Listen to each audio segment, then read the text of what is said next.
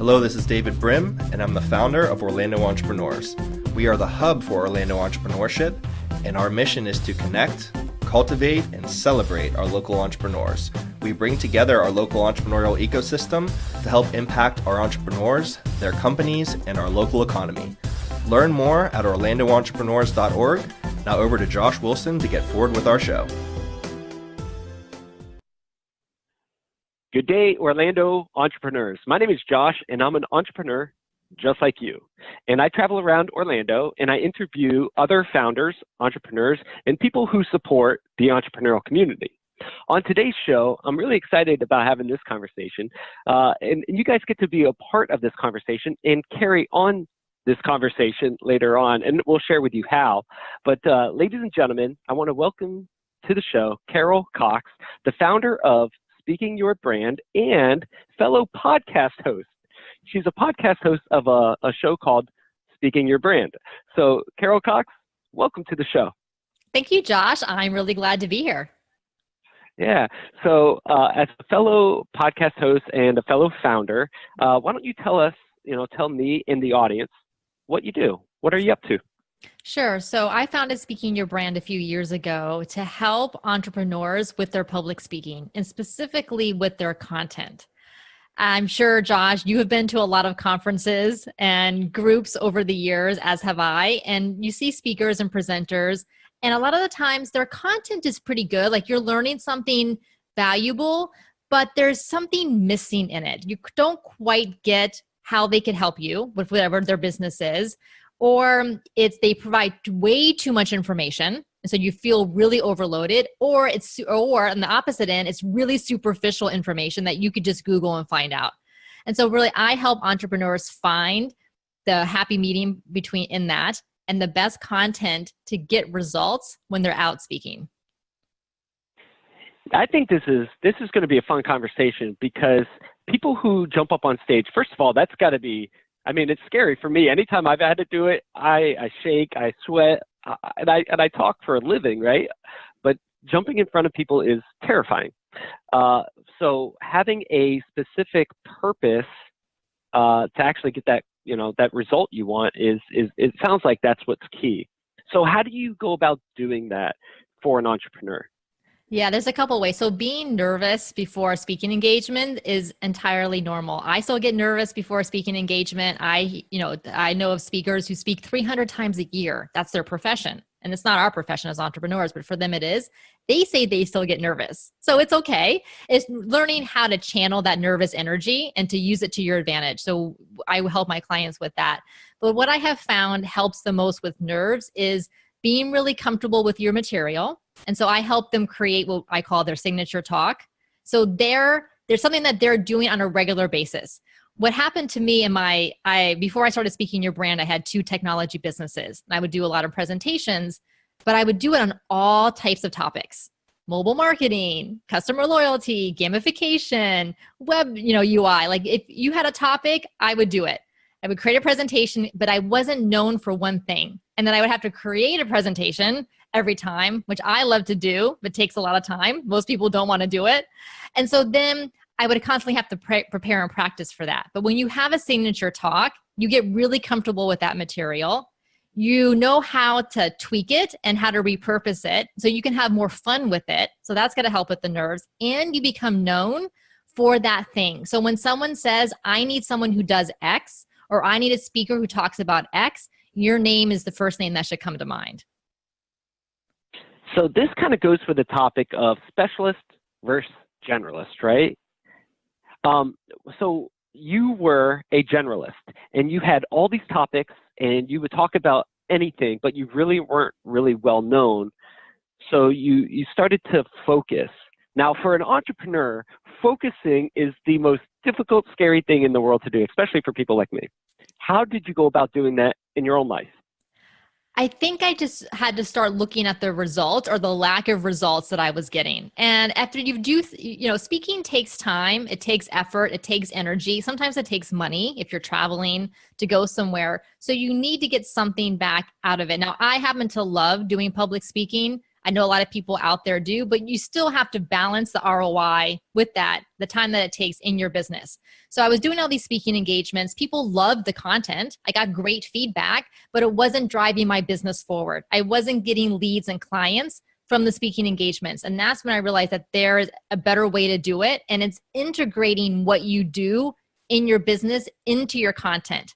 I do not sell from the stage. I do not like the term sell from the stage. If you kind of go in speaking circles, you'll start to hear that.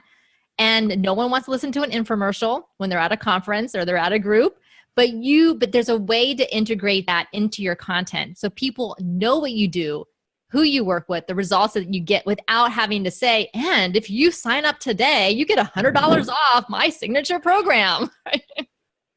Yeah. Well, if you had that, I would buy that right this minute, right? Right. So let me ask you a question.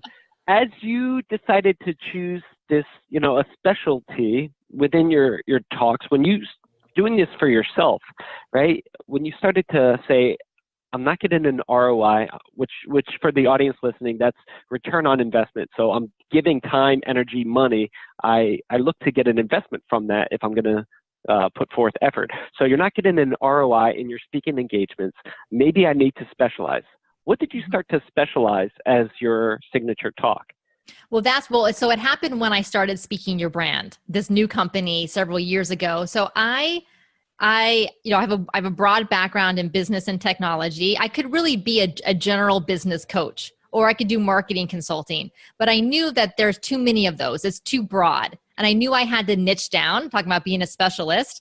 And so I decided to focus specifically on helping entrepreneurs with their speaking. Now, a lot of the times business and marketing creep in. And so I'll put my business hat on, or I'll put my marketing hat on, and I'll help them with that.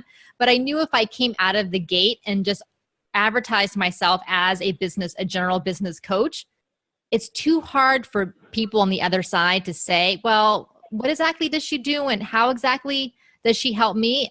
As an entrepreneur starting a company, you want your ideal clients to say, oh, yes, I get it. That's exactly what I need right now.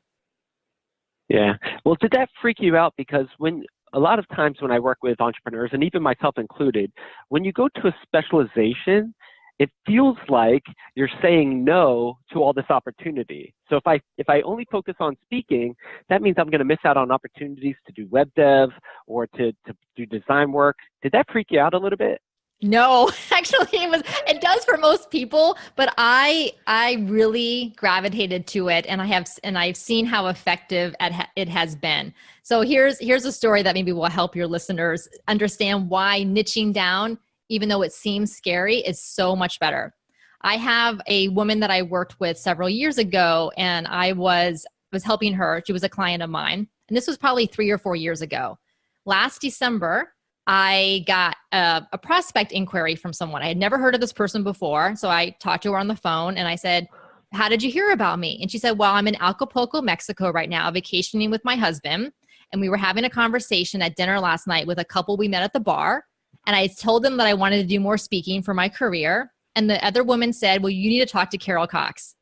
This is right. So as soon as she heard someone wanted to do more speaking, she knew exactly to refer me. Now, if I was just a general business coach and I worked with startups and I worked with businesses that had been in business for 15 years and I worked with brick and mortars and I worked with, it's too much. People just don't know then who to refer you to. Yeah, it's so genius, and it's so true, yet it's still, for me, it's fearful. But if you were to ask my mom or even grandmom, like, hey, what does Josh do? They would have no clue. But if I were more specialized, or a lot of entrepreneurs out there, a lot more focused and specialized, and your grandma could talk about you to their hairstylist or whatever, you probably have a lot more referrals coming in. Is that right? Yes, if your mom and grandma can't explain what you do, that's probably a good indication that now here's the thing, you can always expand later. So and this is the beauty of the age that we live in. We don't have to stay doing one thing all the time. So start narrow in your niche. Really, the more narrow, the better. I know it seems counterintuitive. Start narrow, and then you can widen bit by bit as you start getting more well-known. Yeah. And ladies and gentlemen, listening into this podcast, one of the benefits, I'm going to whisper so not everybody hears it, but one of the benefits of being a podcast host is you get free business coaching and advice from incredible speakers and like Carol. So I'm getting free advice that I'm going to apply to my business. But just want you to know that this benefits me too. So Yeah, back to you, Carol. no, I agree. As I do the same thing as a podcast host. I will reach out to people. And I'm like, what is something that I want to learn about? Let me bring a guest. Yeah. Oh, it's genius. So you travel around and you specifically focus on entrepreneurs. Talk to us about your ideal customer. Like, who is your ideal person that you like to work with? So as an entrepreneur who's been in business for at least generally to about 2 years. And the reason I say that is because if you're just starting out in business, you don't quite know enough about your business. You're kind of testing the market. You're testing who are your best customers. You're kind of working with different people, which is great. And maybe you don't even know what your niche is yet because you just haven't worked with enough people to know that. So you're still kind of in that process. Now you could go out and do some speaking, and I encourage you to do that so that you can meet people and become known, but you're probably too early to have a signature talk because you just haven't done enough work yet in your business. So I would say about the 2-year mark is what I see. So I've worked with people who've been in business for 2 years and people who've been in business for 35 years. So it runs the gamut. And it's most of my clients are coaches, consultants, and strategists, because those type of service-based businesses, they know that speaking is a great marketing channel for them because speaking in person really accelerates that know, like, and trust factor for people to want to do work with you, and especially in a service-based business as a coach, a consultant, marketing strategist, a web developer, what have you. People are buying you as much as they're buying the product or service that you're selling. Yeah, that totally makes sense. So for the consultants out there, the service-based CEOs and founders, when people buy a service, it's not a commodity. Like, it's not just a coffee mug, but they're buying your design, your skill set, your approach to sales or marketing. So speaking up on stage really does a few things. From what I'm hearing, and maybe you could add in a few more, boost your credibility, and you're speaking to a bunch of potential clients at one time. What other benefits are there to becoming a speaker? Mm-hmm. Yeah, so definitely the credibility, the lead generation, referrals to other speaking engagements, because speakers get gigs from other speakers, and once you kind of get known that you're out there, then you'll get invitations to other things. And then it also helps you to build your own personal brand. So for a lot of entrepreneurs, they're very busy building their business brand, understandably, but you never know what's going to happen to your business. You may decide to shift your business focus maybe after a year or two and you realize you need to pivot, or maybe you're going to exit. Maybe your business has been in business for a few years and you're thinking of exiting in one way or another. So you still want to be known for who you are and what matters to you, so that when you're ready to do your next thing, then you have that platform to do it. Yeah. And I think we live in an age where we are responsible for building our own brand, building our own, voice. Because, back in the day, I would assume you work for Morgan Stanley and the calls come in and you have to, just route those calls. But as internet is getting bigger and bigger, social media is getting bigger and bigger, we have to attract our own tribe. Is that right? Do you feel the same way? Yes. And right. And even if most of the people listening to this are entrepreneurs, but even if you're, say, working at a company right now and you're interested in starting your own business, that, you never know what's going to happen in your job at a company, whatever the company size is. So you have to have your own personal brand and your own visibility out there so that you can take advantage of opportunities when they come. Now, you mentioned social media, and this is something that I'm kind of get on my soapbox about. So, I teach business and marketing. I teach, I've been online for years and years and years. I have a tech background, but I think that with all the emphasis online and social media, we've forgotten the importance of our local communities and our local networks and building relationships locally. And that's why I love what you're doing, Josh, with this podcast, focusing on Orlando entrepreneurs and really helping to strengthen that community, because those are the people that you're going to turn to when you need them. And those are the people that you're going to be really close to because you have that in-person, face-to-face time that you can do locally that you can do in a sense online, but I don't think online should be a replacement for our local relationships. I love it. And I guess this is my specialty on this show is Orlando entrepreneurs. So let me ask you a question. Let's just say, and I'm asking on behalf of my audience, I know entrepreneurs very well, and I know that these questions are going on in their head. So a few things. One is, if I'm looking to become a speaker, how do I even get started? Like I speak with founders all the time, and they're behind a computer screen, and they're trying to get leads on Google, on Facebook, on Instagram, and they're getting leads that way, and they go, I need to get in front of people. Maybe speaking's good for me. How do I even start? Yeah, this is a really good question. So first, figure out who is your ideal audience. So, that's again, down to your niche. Who are your ideal clients and where did they hang out? Where can you find them locally? So there could be local groups, industry associations, organizations, could be conferences that you go to or that are relevant to your client base. So find them. I highly recommend attending some of the events or conferences first because you're going to get to know the organizers and they'll be more likely to ask you to speak or to see your speaker submission, if it's at a conference, and then ask you to speak because they know you. A lot of these big conferences, they'll get hundreds and hundreds and hundreds of speaker submissions for 30 spots. They'll get, some people get like 1,000 submissions for 30 spots. The odds are of you getting selected and they don't know you is pretty much slim. So start locally. Go to your Chamber of Commerce. Go to your co-working spaces. We have great places here in Orlando. Go to those industry associations, get to know them, and then say, I have a presentation that would be really valuable to your members or really valuable to your audience on this particular topic. I would love to come share it with them. And odds are, because they met you, they know you, they're going to say yes. That's such a smart approach, and it seems so simplistic, but it works. So here's some other questions that are brewing in people's minds as they're listening in. I'm not a mind reader, but these are questions that I have, so I'm assuming it's other people too.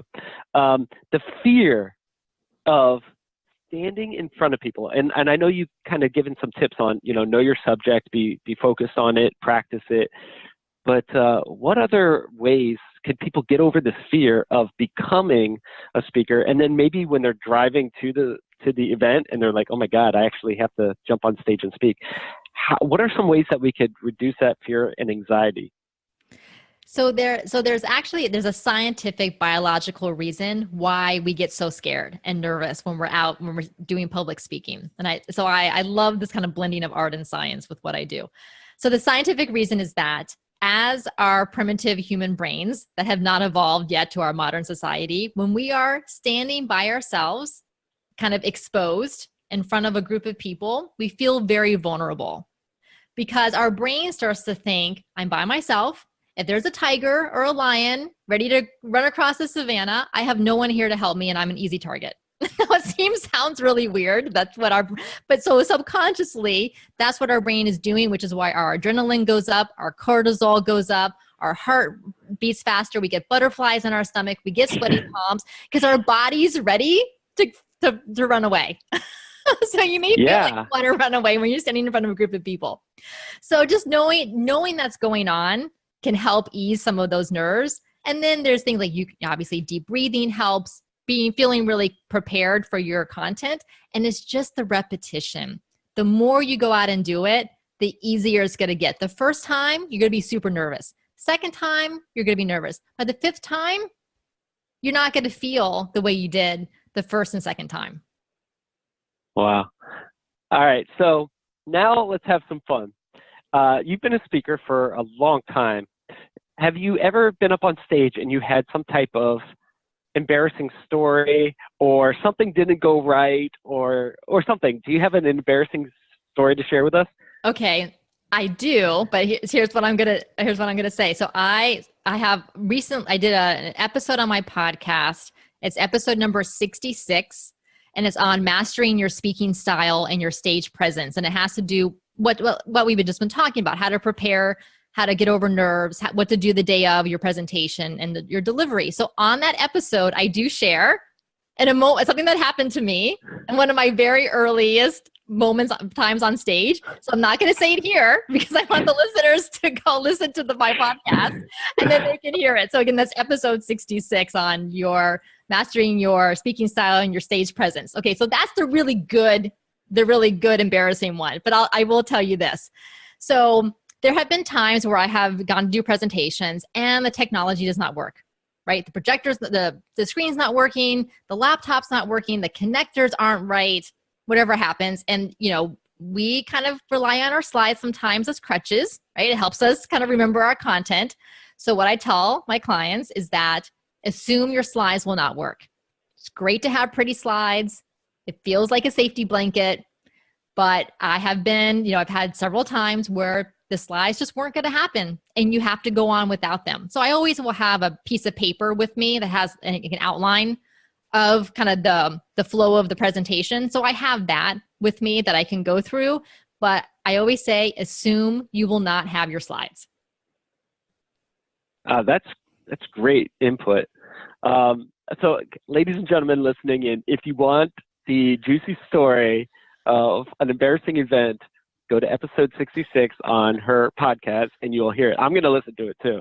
And this is going to be great. All right. So Carol, this is a great conversation. I love the progression of how you were doing it and getting good at doing it and improving your art and specializing and switching over to helping other people. How did that pivot happen where you went from, I'm doing it for myself, maybe I could help other people do it? How did that happen? So back a few years ago, as I mentioned, I was in technology. So I had been, I was a self-taught programmer and I've been doing that for a number of years. And then I got to the point where I decided I'm too old for this. I don't want to look at code all day. I want to work with people instead. And so I really had like about a year where I was trying to figure out what exactly I wanted my next business to be. I guess I'm a serial entrepreneur. So I knew something was going to pop into my mind. So I just kind of let it, kind of marinate up there. And people, it's kind of having conversations with different people and they would say, well, Carol, you're really good at this or you're really good at that. So I would kind of think about these different things. And then I wish I could remember the genesis of it, like the exact kind of moment or time when this idea for speaking your brand entered my mind. And I don't. I should have journaled about it back then. And it just all kind of came together, like everything that I enjoy doing. I love the clients that I get to work with. They're amazing people and they're out there sharing really valuable, useful content to people. And I just feel privileged to be able to work with them. That's great. So you switched over to I'm helping other people with their speaking and helping people walk through building their core message, which is what you call the signature talk, which they could become the specialist known for it, create different variations of it, practice it with and without the slides. Do you help them actually craft that message and help them practice it? Yes. So the main thing that we do is we work together to create the content for their presentation from the opening to the closing and everything in between. I'm a big believer in audience engagement. I think it's boring to have a speaker up there, whether it's for 30 minutes or an hour, who basically, as far as the speaker is concerned, they really could care less if the audience was there or not. That's boring to most people. We want engagement. We want to feel like the speaker's there to kind of listen to us as much as we're there to listen to them. So whether you have an audience of 20 people, 50, 100, 500, 1,000 or more, there's ways that you can build in that audience engagement. So that's what we work on as part of the content, as well as it's very much story driven, but story driven, not necessarily in a sense of just your personal story, because most people don't want to listen to someone else's personal story for the whole time, but it's like how to make it relevant to the audience. And so that's we take a personal story and we universalize it for the audience. Got it.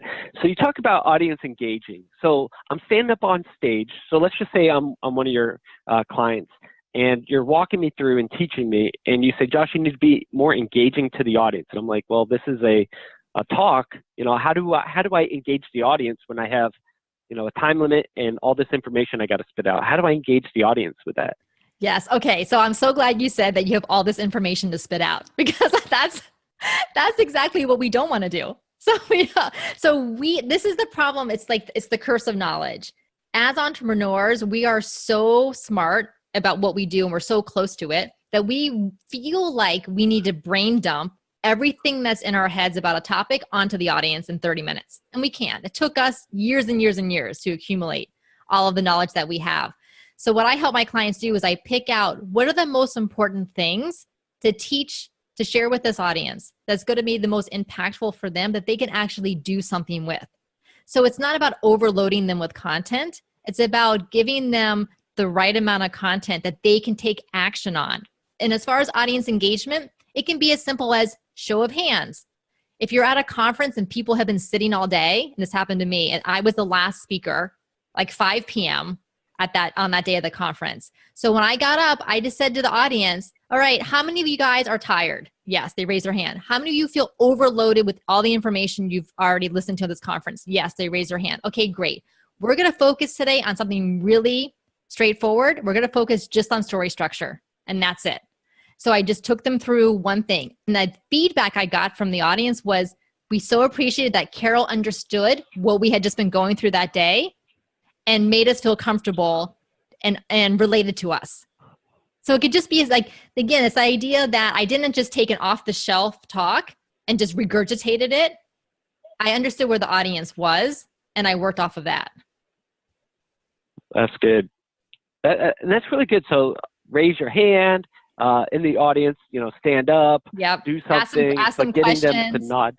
Yes. Yep. Getting them to write something down, getting them to turn to their person next to them and share something for a minute or two, because we feel like as speakers, oh no, I'm going to lose time and I need to share with them. No. It's going to be so much more memorable when the audience gets to participate in your talk. All right. So here's the question. What if I'm introverted? Now I'm not, but what if I was introverted, but I knew that this is something that I'm being pulled towards? How could an introvert take the stage? I'm an introvert, believe it or not. What? I know, I'm a political analyst on TV news. I do lots of public speaking, and I have since I was in middle school, I guess. So here's the difference. There's a difference between being shy and being introverted. An introvert means that the way that you get energized or the way that you like to refuel is kind of like by yourself. So I can go out and I can talk to people and, I can be super friendly and I can go on stage. But when I need to recharge, I'm going to have my alone time by myself to kind of think and, read or whatever. Extroverts recharge by being with other people. So that's where they get like that energy source from. Now, if you are shy and you still want to do public speaking, then the same thing we've been talking about. Start small. Start with a group that you already know, that you're comfortable with, and build from there. And then you're gonna get better at it. Go to Toastmasters. Toastmasters is great for really forcing you to kind of to get up in front of people and do it. And they're gonna help you through that process. Now, I will say this. If you absolutely hate the idea of public speaking and you don't need to do it. Now, as a founder, you probably do. But if you're listening and you're like, hell no, like I don't want to do this at all, then you know what? Then don't do it. Like I really believe on strengthening our strengths. And if that's something that you just really, it's just like right now, it's just not something that is going to be distracting for you to try to do it, then just wait until a better time. That's really good input. So let's talk money. Yes. Talk money for speakers. So, I've got my businesses, I'm starting a software company or whatever, the listener out there is going through. And they're like, I would love to do speaking, but I'll only do it if I make money. Like, is there money in speaking? Okay. Okay.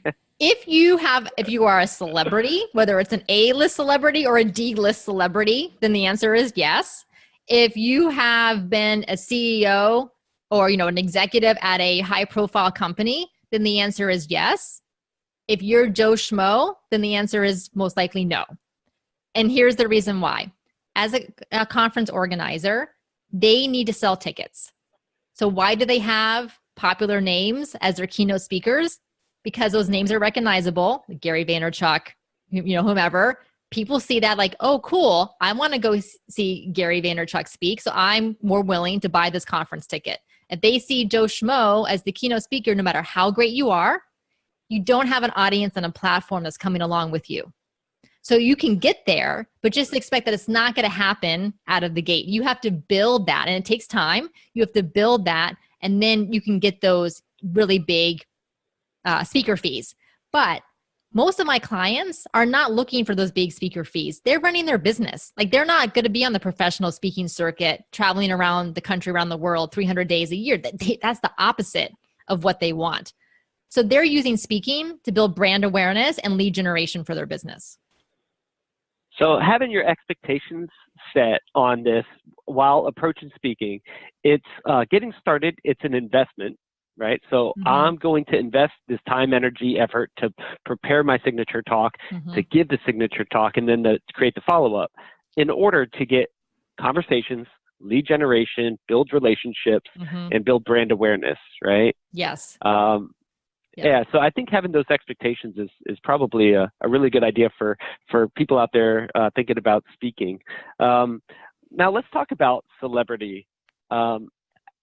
When you jump on stage, you almost become like a mini celebrity. Now, I mean, you're probably not like, the Mel Gibsons of the world. I don't think you're even on the D list, right? Yeah, I'm on the Z list, right? So yeah, but people come to you after the show or after you give a conversation and they go, hey, I appreciated you speaking or something. Like, do you have any do you have any stories from the people that you've worked with of what happened after the follow-up for people who weren't a celebrity, but, some of the results from speaking, I guess is the question I'm asking. Yeah, so I can think of right now, the first one that comes to mind is a client of mine. I helped her with her TEDx talk. So she spoke at TEDx Orlando in the summer of 2017. And she is a financial coach. So she helps individuals and couples with not financial planning, it's a little bit different, but like the mindset behind their financial situation. So she did a really powerful TEDx talk on money shame. She has a very tragic story about her brother. And I'll send you the link, Josh, if you want to include it in the show notes so that listeners can go and watch the TEDx talk. So she did that, and we worked together for several months to get her prepared for that. She did an incredible job delivering it, and the story was so powerful that she's starting a movement. She's writing a book based on this now. So the TEDx talk and the work we did was really the foundation for the book that she wrote. She really wants to start a movement around money shame and having more people understand what it is and how it impacts them and their families. And she's gotten clients, like lots of clients who were sitting in the audience that day in Orlando. But then as TEDx talks, they're on YouTube. They go around. So she's gotten clients from all over the country because she can work with them virtually as well from doing that talk. But really is, for her, the business ROI was good, but she felt this sense of accomplishment of having gone out there and shared a very personal story of her own. But she knew she wanted to do that so that she could impact more people. Yeah. Wow, that's powerful. Yeah, we would love to have a link to share about that. So, guys and gals and fellow entrepreneurs listening into the show, if you go into the show notes, we'll have episode number 66 of Carol's that you could click on and listen to. So we'll share that. But then also this TEDx talk about money shame. Encourage you to listen to that so you could see one of Carol's clients, see the results of one of her coaching sessions or one of her clients and see that. I think that's incredible. So she created a movement by being authentic, transparent, and sharing her story. Let me ask a question, and then we'll kind of pivot into your podcast because I'd like to know more about that. But as you're training a bunch of speakers, right? Are there any do not do this? Like, are there any no-nos of speaking? Now, you mentioned do not sell from the stage. Mm-hmm. Why not? And what are some other do not do this? Mm-hmm. The reason I don't like the selling from the stage, number one, is that most events and conferences explicitly prohibit it. Because, back starting several years ago, more and more people were doing it at conferences, more speakers were doing it, and they got really bad feedback from their audience. Audiences don't like it. And so now when you do speaker submissions for conferences, it will specifically say you are not allowed to sell from the stage. It's gotten so bad, they won't even let you do an opt-in to the audience, which is kind of a shame. Like, I feel at least they should let the speaker present an opt-in, a free opt-in for the audience. So that's reason number one. Reason number two is that audiences don't like it because no one wants to be sold to. If I say to you, I have something to sell you, you're like, eh. But if I say, I have a story to share with you, or I have something valuable to teach you, people are going to be much, much more inclined to want to listen to that. So definitely don't sell from the stage. And the other mistakes that kind of what we talked about is not engaging with the audience. So not having a way to kind of have it go back and forth between you and the audience. And then I actually have a podcast episode on this too, called 5 Mistakes You're Making in Your Presentations That Turn Off Your Audience. So you have such good questions, Josh. And so that's also an episode to listen to. And then, so there's 5 mistakes that I pinpointed there. So the audience engagement is one of them. The other one is not being prepared. And you would think that most speakers would be prepared. I went to a conference several years ago, and this was a woman who's an entrepreneur, and she's a speaker. Like, she's known for going around and doing talks. She was not prepared. It was multi-track session conference. So I chose to go to her session instead of another one. And she got up there and she was kind of just randomly talking about stuff. Like, she would pull a book from the table and talk about this book. And then she would pull a magazine and talk. There was no structure. There was no purpose to what she was talking about. And I was pissed because I should have gone to the other session instead. So I think she felt she was so experienced as a speaker that she didn't have to prepare, or she didn't have to understand her audience, but you always have to, no matter how many times you've done it. Yeah. Now, those are really great points. So 5 mistakes that you're making in your presentation. Mm-hmm. Once again, I'm plugging your podcast. You guys got to listen to her podcast. So there's a few mistakes that do not sell from the stage. Do not engage people. Be prepared. These are really good things to do. Let me ask you a question before we switch over to podcasting, because I love this subject. But how do you prepare for a talk, and how do you prepare to get to know the audience before you even show up? Mm-hmm.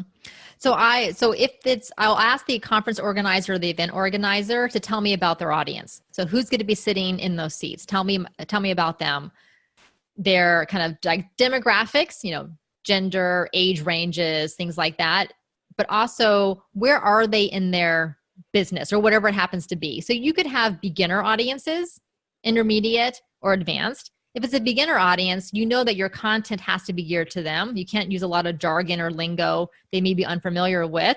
Conversely, if it's a more advanced audience, if you're giving them basics, they're going to be bored and they're not going to get that much value.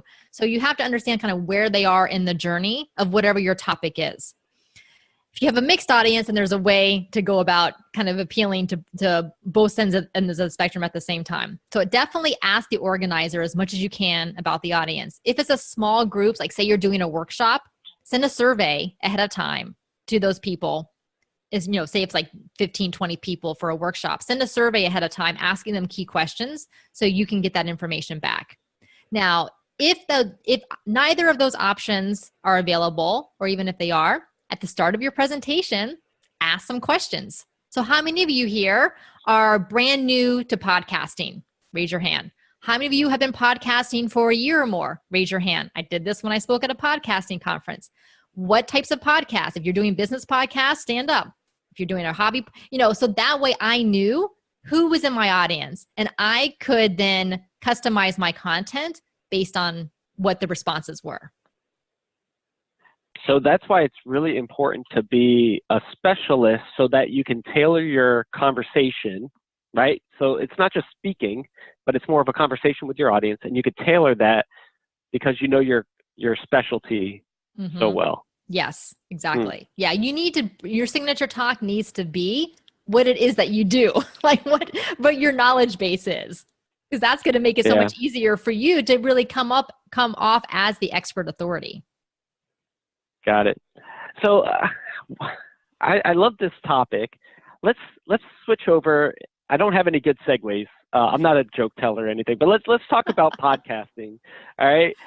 So when did you start your podcast, and why don't you tell us a little bit about what that is? Because you're coaching, you're consulting, you're teaching people to speak, but then you're also speaking through this digital platform called a podcast. So talk to us about why you did this and how you did this. So the podcast started in early 2017. And I have been an avid podcast listener for 10 years. So I was back in the day when I didn't have this is probably 2007, 2008, and I had the little iPod, and I would have to hook the iPod up to my laptop to download the podcast episodes from there onto my iPod, because the iPod didn't have Wi-Fi or anything. And then I would go running and listen to the podcast episodes. This is how old school it was. And I was committed. And so I've always loved the medium. I love audio content, and because it feels so intimate. You're listening in your earbuds, and you really feel like you get to know the people that you're listening to, especially when you're listening to them on a week in, week out basis. So I always knew I wanted to start a podcast. I just had to find the right time in my schedule and with my business. So early 2017 is when it launched. And here are the main benefits that I have found from it.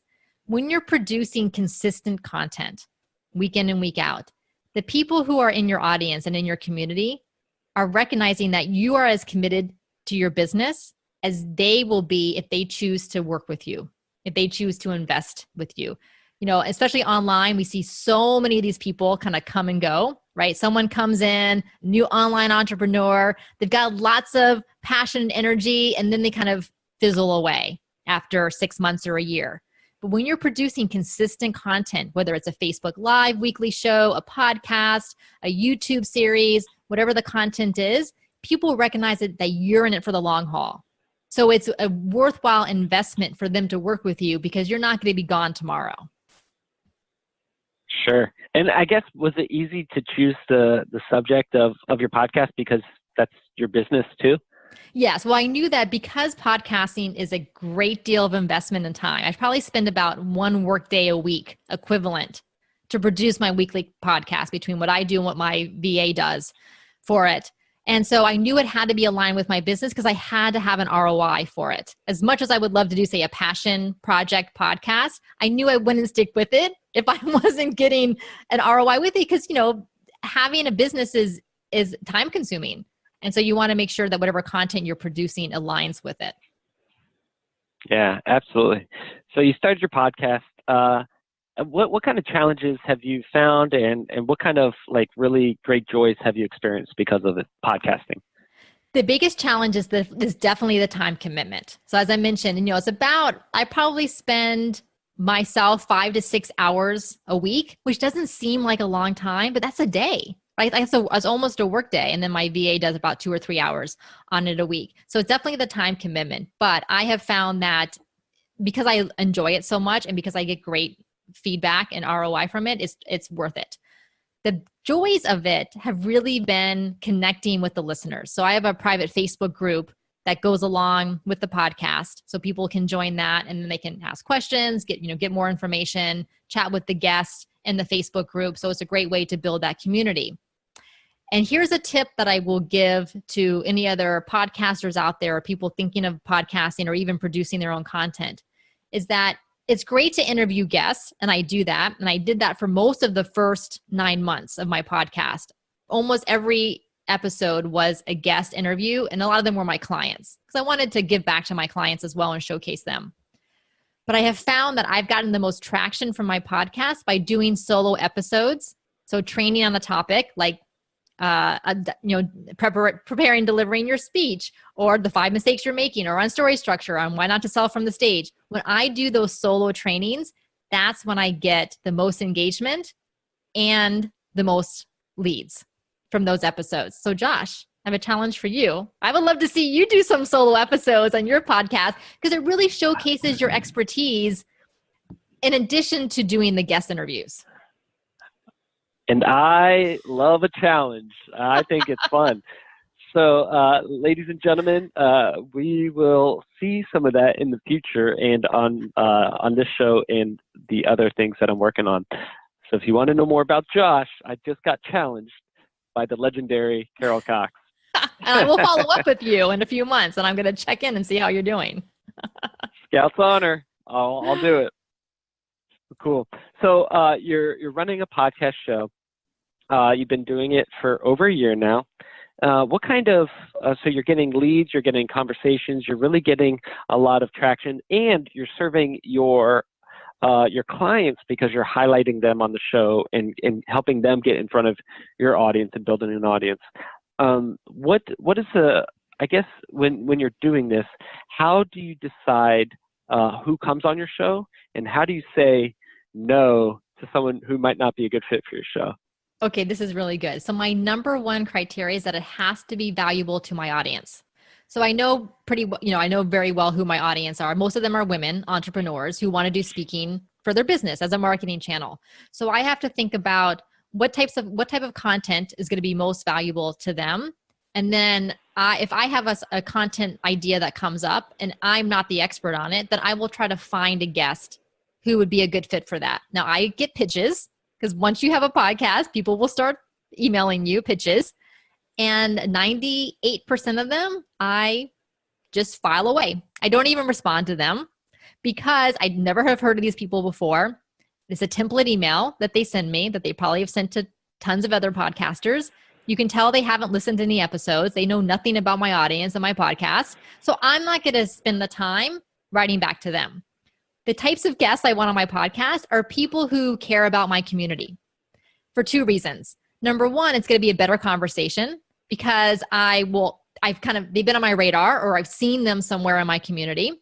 And number two, it's going to be more ROI for that guest to come on, because if they are already familiar to my community, this is another touch point for them, and they're going to get more traction from my listeners because they're known versus someone hearing them for a half an hour and then never hearing from them again.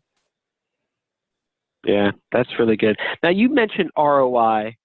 I know, that's like my mantra, right? I love it. I love it because it's a great way as entrepreneurs. We have to be very careful of our time, our energy, our resources, because we could get pulled in so many directions. How do you measure the ROI of your podcast, of your consulting, of your speaking? How do you measure that? So for the podcasting is a long game. Everyone told me, and I have seen it myself, that it takes 9 to 12 months of consistently producing a podcast. It takes 9 to 12 months to get that momentum going. You're not going to get it the first month or two. It just takes time. I have people who've just in the past month have told me, Carol, I've been listening to your podcast since the very beginning. I had never heard from them before. But finally, after a year, they kind of reached out to me or they joined my Facebook group. So it took that long for some of them. So it's definitely a long game. As far as what the results that I've seen is building that community and having access to that community. That's why I have one of my main calls to action on the podcast is to join my email list and then to get access to the Facebook group, because I want to stay in contact with them. And because the podcast is very one way. I can't hear the listeners. I have no way of asking them questions when getting immediate feedback. So I need a way to do that. So building that community, number one. And then as far as ROI from, say, speaking, then, so in terms of speaking, we just had a brief interruption. I think it was on my end. So you said an ROI in terms of speaking. Will you pick up from there? Yes. And so the ROI that I've gotten from speaking is what I do is that I will hand out feedback forms to the audience. And they will fill out the feedback form. So they'll tell me, this is the thing that I got out of Carol's presentation, like the number one thing that I learned. Here's what I would recommend to make Carol's presentation better, or something else that I would have liked to have learned. So they're filling out their contact information. They're filling out that. And then at the bottom of the feedback form are check boxes. And so the check boxes could say things like, I'm interested in learning more about your one-on-one coaching, or I would like to schedule a strategy session with you, or I'd like to join your email list, or I'd like to invite you to be on my podcast, whatever it happens to be. You hand those out and you collect them back at the end, or have someone, a friend or a colleague, collect them for you at the end. those are your leads. You're not relying on people in the audience to contact you afterwards and remembering to contact you. You're getting that feedback. It's incredibly valuable because you're getting testimonials, because most people are going to say positive things about you. And you're getting to know exactly what it is, how they want to work with you, what they're interested in. So that's really, you can't just rely on people to remember to email you after the fact. Yeah, that is so good. So what it sounds like is the biggest way to become a really great speaker is really to be an incredible listener, to listen what people really want and really need. Carol, this is absolutely fantastic. So for those listening who want to know more about you, want to know more about your services, where could people find you and learn more about you and connect with you? Yeah, so I have a free PDF guide that listeners can download based on what we talked about today. So they can get that by going to speakingyourbrand.com/Josh. So your first name. So just go there and you can get that. And that's going to talk about the strategic speaking. So finding speaking engagements, preparing, like checklists for preparing and what to do the day of to help with some of those nerves and things like that. So that's a fantastic guide that they can get there.